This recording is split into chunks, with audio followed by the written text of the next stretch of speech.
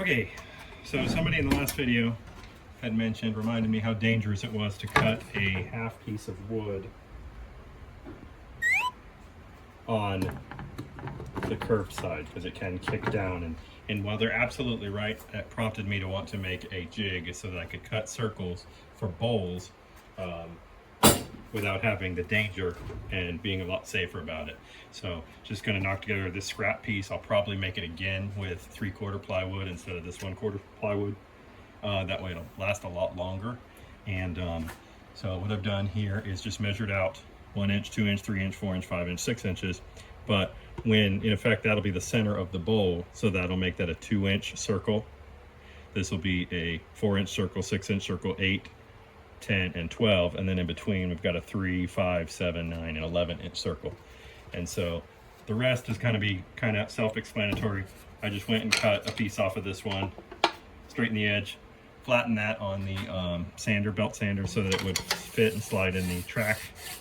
We're going to go ahead and true this up so that it's nice and square with the blade, then glue this to the bottom. While it's gluing, I'm going to go ahead and take a nail gun and snap a couple nails in there just so I don't have to hold it or clamp it the entire time. Then lastly, and something I might do off of screen, is cut just holes in each one of these points here. And then in order for the jig to work, you need some kind of a dowel that will be sticking out of here, and then when you cut your bowl blank, you'll have a hole in the center. Then you can select how big you want that circle to be. Put the dowel in the measured circle, and we'll be able to just cut it round in a circle. I'll show that a little later on, but I don't want to talk through the whole thing, so I just want to go ahead and get to it. Thank you.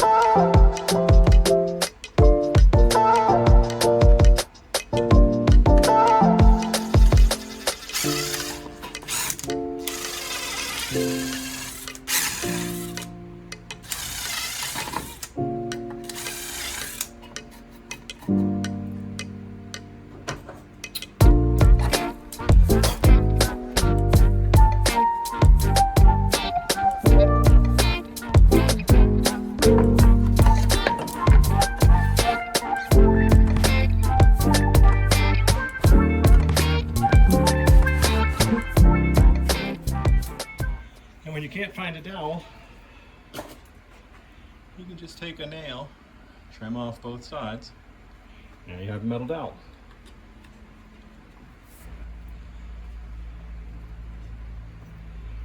So now I've got a 3.5 inch by 3.5 inch block. I just measured it off screen and drilled a hole semi in the center. We'll see how that does. But as long as I make the circle less than 3.5, which I'm going to go with the 3-inch circle to make this a 3-inch bowl blank, and all I need to do is just pluck this on here,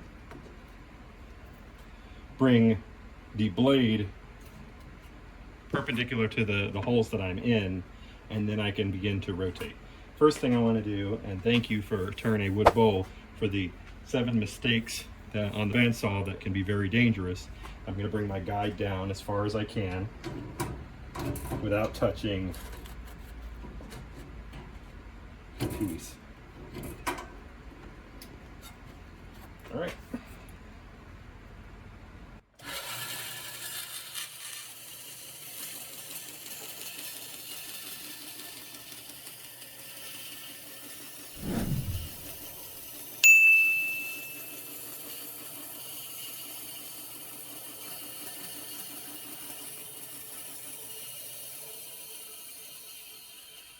So now we've run into a problem.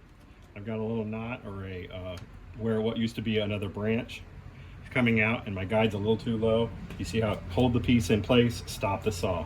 Don't try and adjust anything while it's on, just stop it and reset.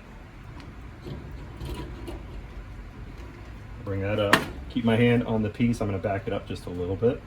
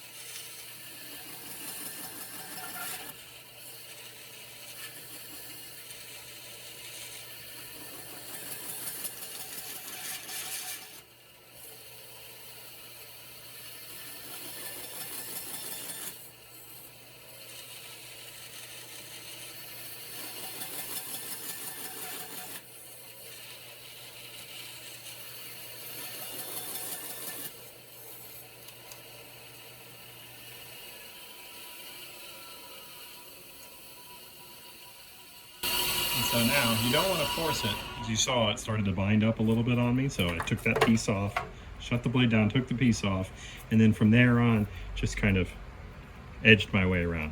So this side might have been round, this side might have been straights, but it's going to be going on the lathe, and I'm going to be turning it into a bowl, so it doesn't need to be perfect. What it needs to be is safe for you, and take off as much of a corner as you can, so that when you're turning your bowl, you're not wasting a bunch of your tool sharpness on the meat of what's going to be on the floor anyways.